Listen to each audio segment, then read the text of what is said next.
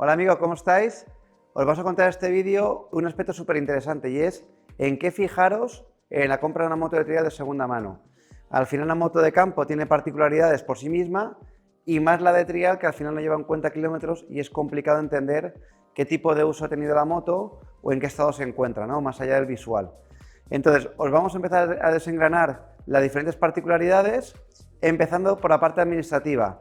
Lo primero que tenéis que hacer al establecer un contacto de compra-venta con una moto de trial, si hay una distancia que os impide estar cerca de él y entender un poco cómo está a nivel de administración la moto, tenéis que entender primero si está matriculada o no está matriculada, en cuyo valor el valor de la moto es diferente.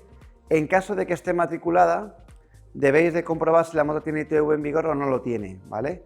En caso de que no lo tenga o si lo tuviera también, debemos de tener claro que la moto contiene el kit de ITV de la propia moto que nos permitirá pasar la ITV a nosotros en un futuro. Sabéis que a partir de unos años determinados se pasa cada 2 años y lo que hace el kit de ITV es al final pues tienes la zona de intermitencia, en los mandos de piña de luces, etc., que habitualmente la moto trial no están montados. ¿De acuerdo? Entonces eso es importante. Ya con la ficha técnica de la moto, que será al menos lo que necesitamos que esté de la moto, comprobaremos el número de bastidor de la misma. Comprobaremos que coincide el número de bastidor de la ficha técnica con el que aparece en la moto, ¿de acuerdo? Y si la parte administrativa todo concuerda, ¿de acuerdo? Pues tenemos la moto matriculada o tenemos la moto con la ficha técnica y coincide todo correctamente, ya nos permite aterrizar el año, nunca os dejéis llevar solamente por la decoración de la moto, nos permite un poco identificar en qué año se fabricó la moto. Vamos a empezar hablando de esta misma parte, la parte estructural, la parte del chasis, ¿vale? Entonces vamos a hacer un recorrido de la parte de la pipa hasta la parte inferior, revisando todos los puntos de soldadura para que no encontremos ningún tipo de grieta. Vamos a intentar entender que la moto no ha sido reparada a nivel de rotura de chasis. Entonces buscamos las propias soldaduras, la zona de transición entre una pieza y otra, aquí entre el tirante y la pipa de dirección, y también vamos a buscar posibles tonos de color diferentes, ¿no? Como si algo se hubiera reparado y estuviera pintado después. Eso es importante, ¿vale? Cuando bajamos hacia abajo la zona del chasis, igualmente la zona de los estribos es una zona que suele sufrir bastante, especialmente por los golpes frontales y golpes bajos. Entonces vamos a ponernos desde la parte superior de la moto y vamos a revisar que hay una alineación correcta entre ambas estriberas, que no haya una que esté más inclinada que la otra y no haya vicios en la zona del estribo, ¿vale? En el momento que la parte estructural del chasis está correcta, que es una parte muy importante, nos vamos a ir a la zona frontal de la moto y vamos a revisar las suspensiones o las botellas, ¿vale? Empezamos desde la botella de la parte inferior a la barra de la parte de arriba. Las botellas, pues hombre, si no han sido protegidas es posible que tengan algunos golpes, no son muy determinantes para el rendimiento de la moto, más estético, pero sí que vamos a fijarnos muy bien en toda la zona de los retenes y los guardapolvos. Entonces, aunque la horquilla esté limpia, la haremos trabajar para entender si luego con el dedo asoma algo de aceite o no en los retenes, que tampoco es una cantidad importante a nivel económico, pero para que lo tengamos en cuenta. Y lo más importante es determinar si estos retenes estuvieran rotos simplemente pues, por un tema de vejez o que están pasados, o bien porque hubiera algún tipo de arañazo en la horquilla que hubiera dejado algún tipo de astilla que provoque esa rotura y la salida de aceite consecuente. Entonces vas a mirar las barras, no únicamente desde el ámbito estético que más nos alcance, sino también por la parte trasera, ¿de acuerdo? Porque muchas veces al final hay veces que los propietarios pues, giran por un ámbito estético la barra y queda como la avería por la parte interior. En el momento que que hemos revisado la horquilla y está correcta, vamos al tren delantero, la ponemos sobre un caballete y hacemos girar la rueda. Y vamos a intentar entender también aquí que la llanta esté perfectamente recta. Vamos a entender también aquí que el disco no vaya alabeado, que haga un rendimiento correcto. Y también podemos ver el estado de las pastillas de freno, ¿vale? Es verdad que las pastillas de freno muchas veces, aunque tengan un buen estado, puede ser que sí que estén ya cristalizadas y pasadas por el paso de los años. Si tenemos la oportunidad de probarla dinámicamente, pues ya podemos hacer alguna prueba de frenado en este sentido. Nos vamos a la parte de los mandos y lo mismo, ¿no? Vamos a trabajar sobre el embrague en primer lugar, que el rendimiento sea correcto, que la bomba tenga la presión que tiene que tener, es decir, que no gira, digamos, entre comillas, muerta. Revisamos los puños, revisamos también el mando de gas, cómo se encuentra, que todo vuelva correctamente. El mando del freno a nivel de bomba y maneta es exactamente lo mismo, que al final la maneta cuando la actuamos pues tenga un buen tacto y sobre todo no se venga abajo, no tenga ese tacto esponjoso que venga atrás del todo, que determinaría pues algún tipo de avería y que el sistema habría que volver a trabajar y purgarlo y demás. Hasta ahora, elementos excluyentes no hay ninguno, hombre, el chasis sí que lo sería si tuviera una avería importante, ¿no? Vamos a tener en cuenta a la hora de hacer una lista de cuánto nos costará poner la moto en funcionamiento, es importante, ¿no? Nos vamos hacia la parte trasera, sin de momento tocar la parte mecánica, y ya compramos también el estado de lo que todos son los plásticos. No es una cosa tampoco demasiado cara, pero podemos dar con modelos relativamente antiguos que encontrar un plástico sea ya casi tarea imposible. Todas las motos por detrás del año 2005 ya empieza a ser en algunos casos bastante complicado encontrar plástica, ¿vale? Entonces, revisarlo bien y vemos el estado. Luego, la rueda trasera exactamente igual. Y adelante también miraremos, haremos un movimiento lateral de la rueda para entender cómo están los rodamientos. Haremos también, buscaremos el juego superior e inferior de la rueda trasera en el movimiento vertical para determinar si tiene algún tipo de holgura y demás, y el estado de las bieletas. Y hacemos lo mismo, giramos también la rueda trasera, entendemos que no hay ningún tipo de ruido metálico del freno, vemos también que la correcta distancia entre ambos lados de la rueda sobre el basculante.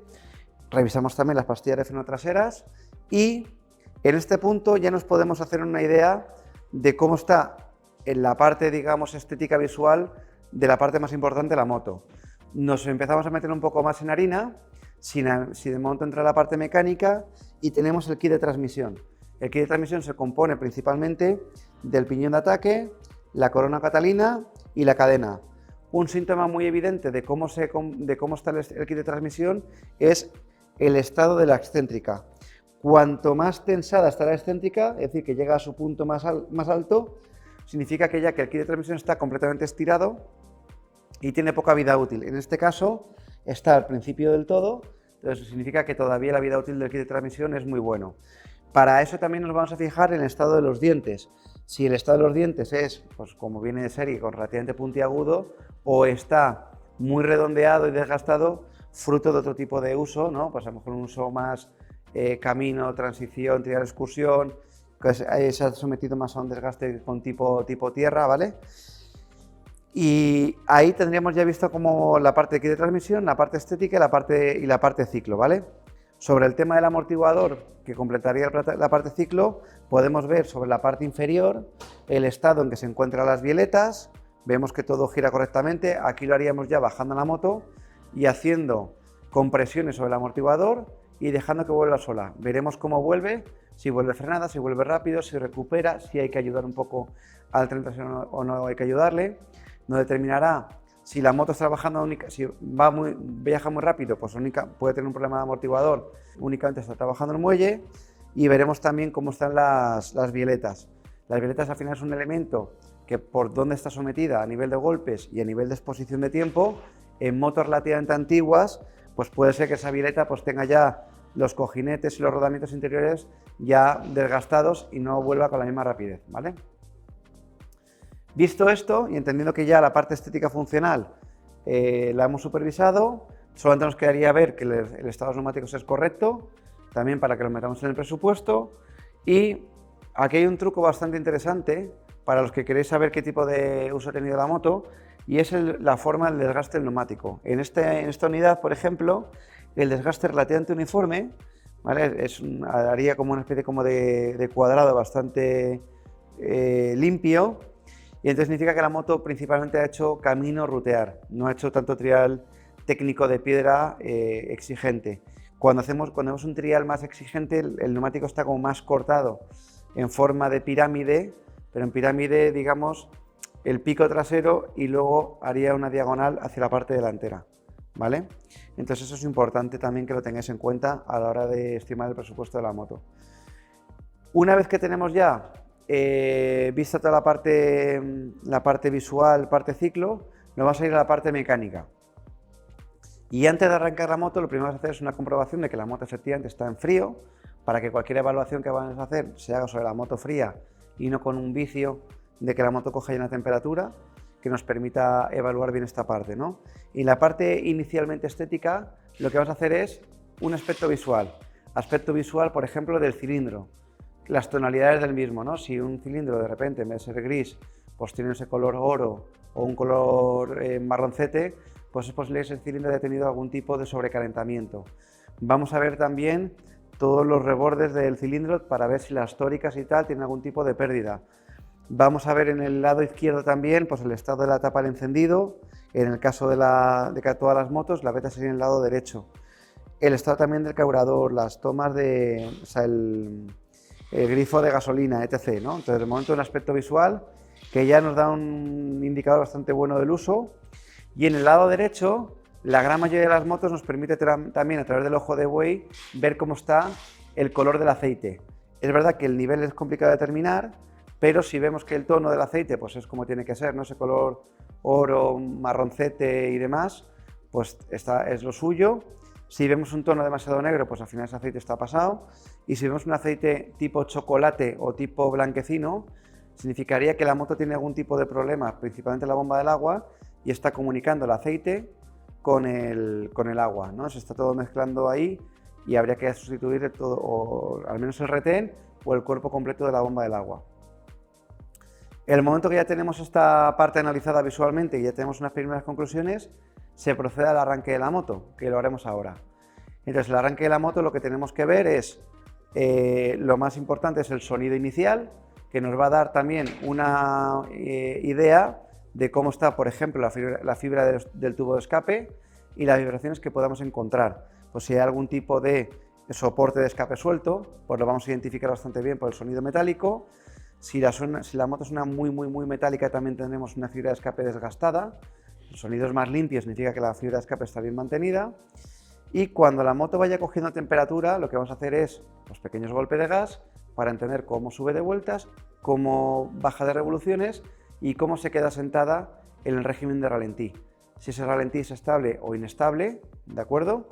Y vamos a esperar un tiempo prudente hasta que la moto salta el electroventilador. Lo que vamos a buscar es que efectivamente la moto complete el círculo completo de refrigeración, es decir, arranque, coge temperatura y arranca el circuito de ventilación con el electroventilador, y después de que ocurra eso no hay ninguna manifestación de líquidos por ninguna parte, ni de la base del cilindro, ni tampoco por la zona de la pipa de la bujía, ni hay ninguna pérdida importante, ¿vale? Sabiendo ya que la moto está bien en estos aspectos, lo que haremos es una pequeña prueba dinámica. Esa pequeña prueba dinámica lo que haremos será entender pues eso, cómo encajan las marchas, si todas funcionan correctamente, si el tacto de la palanca de cambios es correcto, y también, o quizás lo más importante, es el funcionamiento del embrague.